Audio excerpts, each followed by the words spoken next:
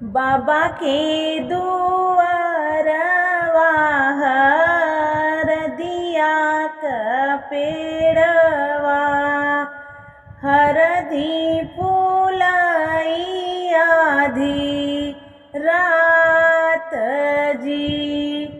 बाबा के दुआरवा हरदिया का पेड़वा हरदी फूलाई आधी रात जी। घोड़वा चढ़ल दुल्हे कवन सिंह परी गई हरदिया पे डीठ जी। इहा हरदिया ससुरु दाए जले बाई रंग भई पगड़िया रुमाल जी। इहा हरदिया ससुरु दाए जले बाई रंग भई पगड़िया रुमाल जी। इतनी बचन सुनी बेटी हो कवन सिंह बोलाई बात ऋषियाई जी। इतनी बचन सुनी बेटी हो कवन सिंह बोलाई बात ऋषियाई जी। इत हरदिया हमरे भैया का खेलवना भौजी का मर सुहाग जी।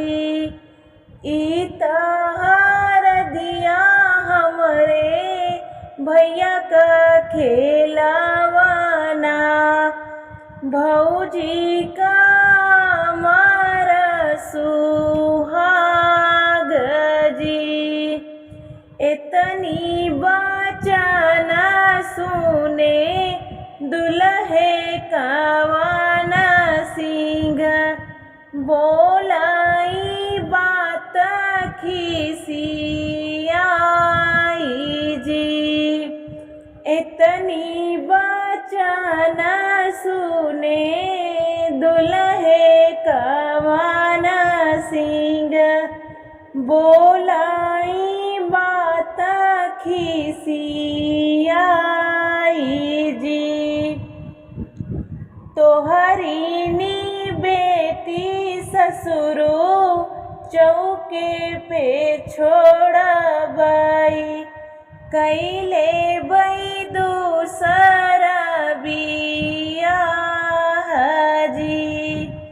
तोहरीनी बेटी ससुरु चौके पे छोड़बाई कैले बई दूसरा बियाह जी। इतनी बचन सुने सरवा कवन सिंह बोलाई बात संभाल जी। इतनी बचन सुने सरवा कवन सिंह बोलाई बतिया के संभाल जी।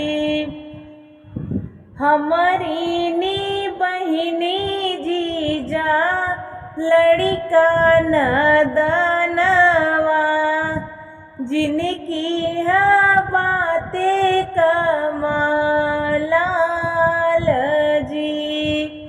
हमारी बहिनिया जीजा लड़का नदनवा जिनकी है बातें कमाल जी। बरधन हर दिल दौबै बहनोइया। रंगली है पगड़ी रुमाल जी। बरधन हर दिला दौबै बहनोइया। रंगली है पगड़ी रुमाल जी। बाबा के दुआरवा हरदिया का पेड़वा। हरदी फूलाई आधी रात